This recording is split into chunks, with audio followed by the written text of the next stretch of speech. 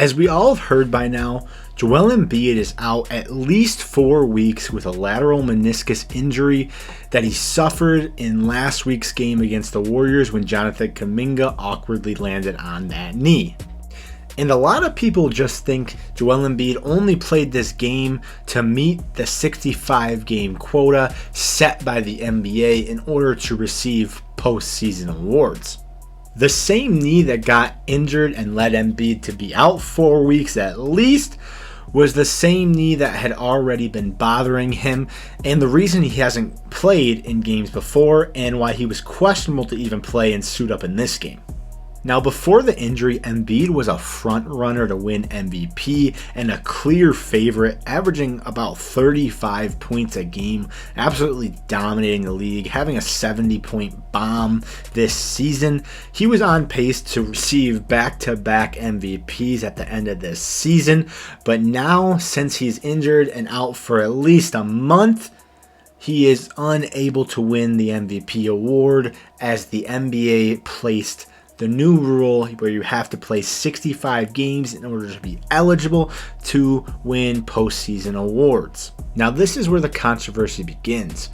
A lot of analysts and players alike have spoken on this case and said that the NBA is in the wrong here, saying that the rule is incentivizing players to come back even when they're not 100% and causing them to get injured to a further extent. This is probably what happened to Joel. We've seen Joel fall down a lot. He does happen to flop quite a bit, and usually when he lands awkwardly, he doesn't end up getting hurt. Now, I know there could be fluke instances, and this could be that case, but in my opinion, I do believe he was not 100%, and that swollen knee did, in fact, lead him to tear the lateral meniscus. This is what Draymond Green had to say about it on his podcast. Not playing and this, that, and the other. But what I specifically said, though, Stephen A., was players are now getting punished for being injured. Because, again, now we sit here and now we know that Joel Embiid, who was the front runner of the MVP of the NBA for a second year straight, is now hurt with a torn meniscus.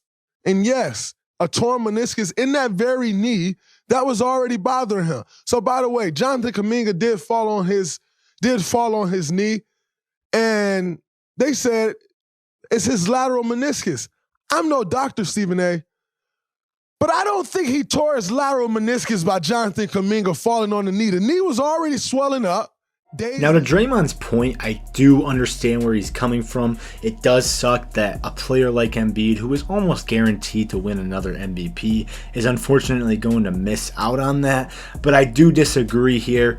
I believe that if the players don't play at least 65 games, how are you going to have them be the most valuable player? The best ability is availability. They don't say that for nothing, and you have to be able to play the majority of games to be considered the MVP, in my opinion.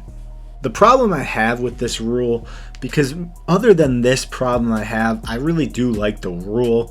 I think players should play the majority of their games. I mean, they're doing what they love. They're getting paid a lot of money to do so. And fans can come from all over the country or even the world and pay a lot of their hard-earned money.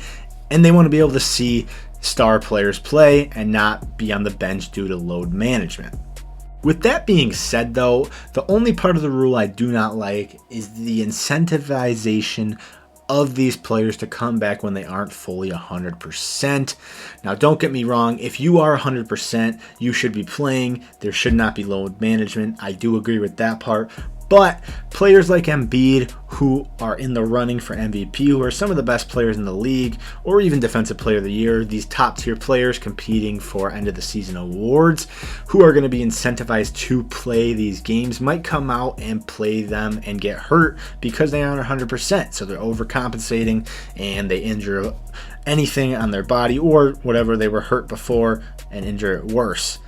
In that case, I do think the rule has its downsides. The problem is when a player gets hurt like this injury with Embiid, a knee injury in the NBA is something you don't want to mess with, no matter the severity of it, because it could lead to problems down the line and really affect his career. And that's just really, really sad. And we don't want anything like that at all. You never want to see a player career end or, really shorten his career due to injury. We've seen that way too many times. Players like Grant Hill were never able to reach their full potential due to being injured, and I don't want to see that for some of the NBA stars and their bright young talent that they have. Embiid is only around 30 years old, and he still has a bright future ahead of him.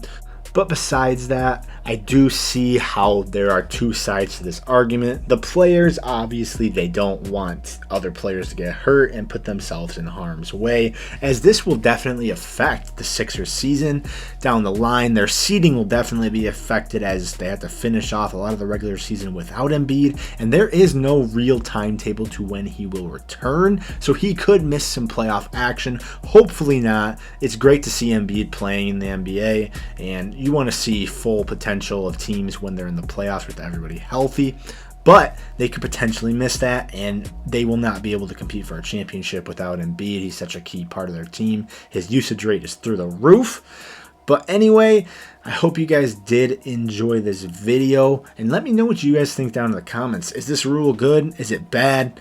Is there adjustments the NBA can make to better make this rule? Again, guys, thank you guys for watching. We'll see you in the next one. Peace.